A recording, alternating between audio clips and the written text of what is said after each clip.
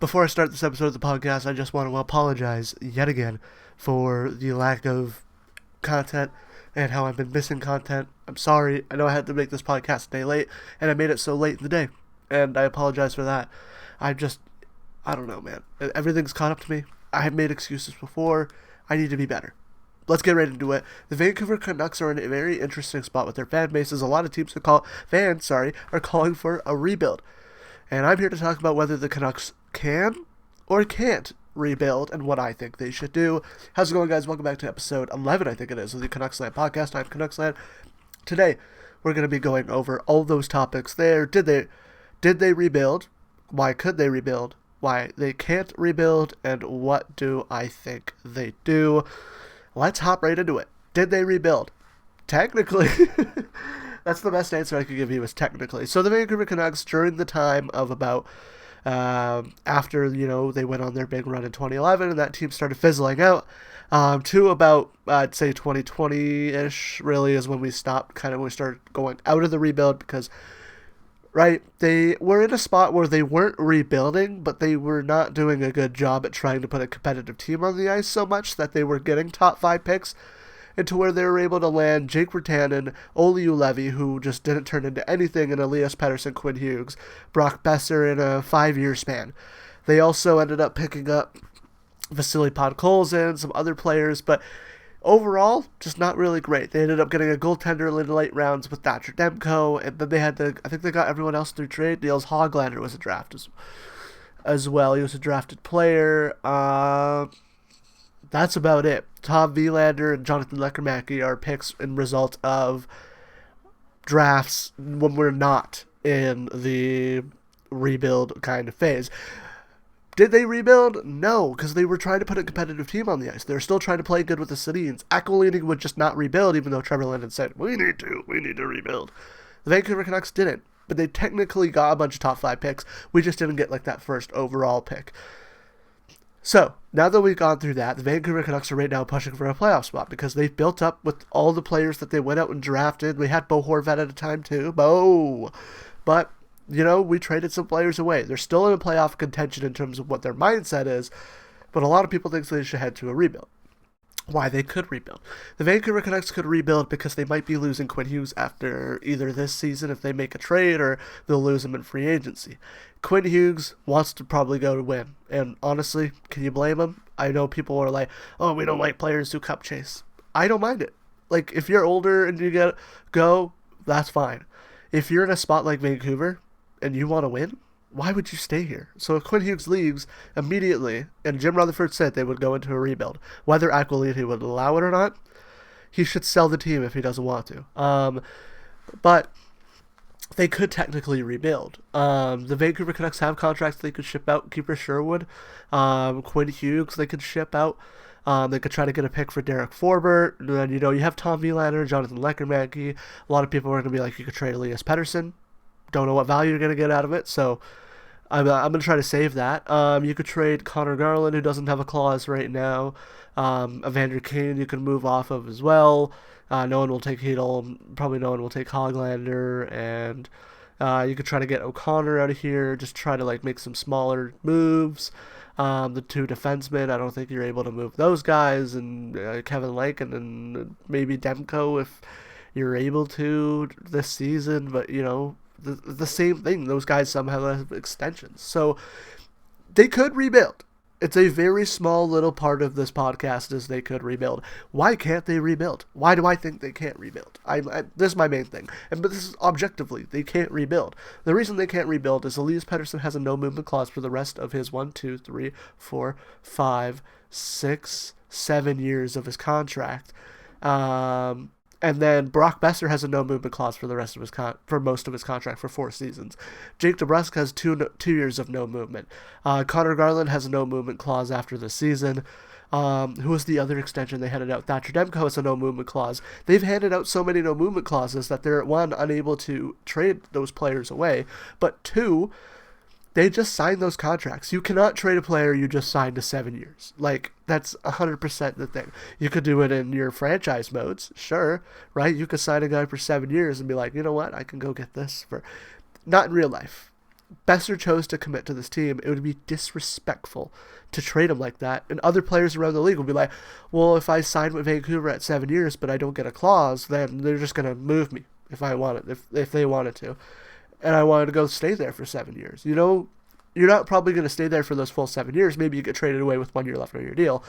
But at the same time, you're not going to be trading players away that early. They have so many clauses that are handicapping them.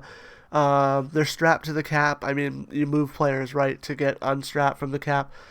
But the only real big move they can make right now to push themselves into a rebuild is trading away Quinn Hughes. And although, yeah, that would be smart to push him into, trade him away, try to do like a small semi-retool rebuild, kind of keep those big players, but really start gathering up a bunch of young, exciting prospects. It's not going to work. It's not going to work at all. This Vancouver team, although they're not succeeding right now, is built to be a playoff team with how strapped to the cap they are.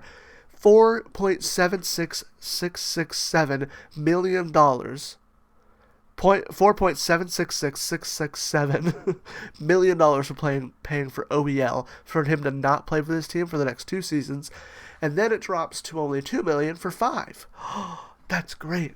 Not great at all. It is not great at all. But the fact that it's only 4, here's the thing, we could be spending that extra $4 million plus the cap space that we had to get another player. We could have another top 6 player, but the Vancouver Canucks are in such a bad spot where they can't even like push for a rebuild if they wanted to without souring the taste of players around the league and the players that were on their team. They're so locked up in clauses that they just cannot make the move. Drew O'Connor has protection. Teddy Bluger has protection for this upcoming season. Evander Kane has protection, but we didn't sign that contract, so I'll give him leeway. Hronek has no movement clause for the next 3 years. Same with Marcus Pettersson for the next 3 years. Tyler Myers has a no movement clause for this year, then a modified no trade for the next season. And so Kevin Lankinen even has 2 years of a no movement before you get into 3 years of a modified no trade. It's just not going to work out for the Vancouver Canucks if they go for a rebuild. Not because if they go for a rebuild, I know the general managers wouldn't be able to draft well or develop well. No, they physically almost cannot go for a rebuild. So we need to stop with this rebuild talk. I know, I understand it. I 100% get it. I see why everyone is talking like we need a rebuild. We physically cannot. We have to deal with what management wants from this team, and it's upsetting. It is very, very, very upsetting. What do I think they do? I think they continue to try to push for a playoff spot. Probably, no matter, we'll see whatever the results on the ice are. At this moment, it looks like they're just going to be a mid-team. I'm all about positivity, but you got to look at it realistically. They're not playing well. Once we get all of the players back from injury, like, who are we missing from injury? We're missing Philip Hedl. I think he's done. Like, we haven't heard anything. He might be done. And it would be good for him if he was done. For his health, I don't mind if he retires.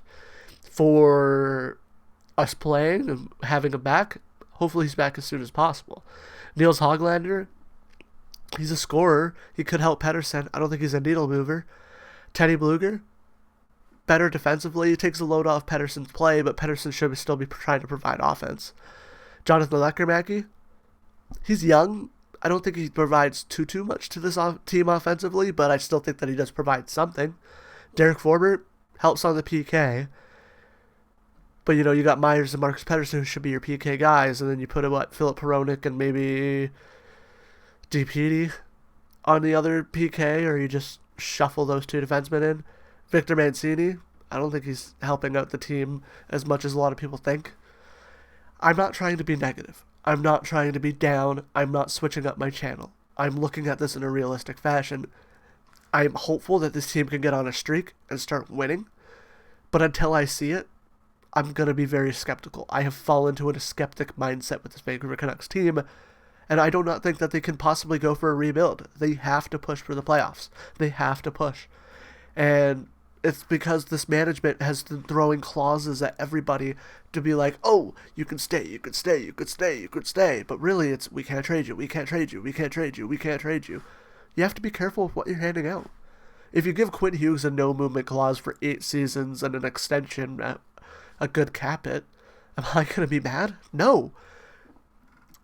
But when this team isn't competing well, and also, what was the team that didn't really push through a rebuild whilst Rutherford was there. The Pittsburgh Penguins. Did they really push for a rebuild? I don't think they've done that till recently. They don't really have that good of a prospect pool built up throughout the years of them missing the playoffs. The Pittsburgh Penguins have been pushing and pushing. I'm surprised Jim Rutherford made the comment that we're rebuilding if we trade Quinn Hughes away. Do I think if Quinn Hughes is going to leave, it's the best option for us? Yes. But man, the rebuild talks are annoying. I can see where they're coming from. But I'm just like, we physically cannot do it. Management handicapped us in a situation where we physically cannot rebuild. And it doesn't look like we're a good enough team at the moment. I'm hoping they turn it around. I'm very hopeful. We play in 15 minutes. I hope we go and destroy Columbus. I hope we go destroy Colorado. I hope we go destroy Winnipeg. Do I expect it? Not at the moment. That's it for this episode of the CanucksLand Podcast. I'm trying to hit 500 subscribers by the end of this upcoming full season, so about April. It'd be awesome if you guys subscribe. If you're a Canucks fan and you enjoy this kind of content, make sure to hit that subscribe button. But yeah, the video on your right is the video from Wednesday. The video on your left is the video from Monday. Subscribe, so right down under there. I'll see you guys in the next one, where hopefully I'm a little bit more awake and a little bit more positive.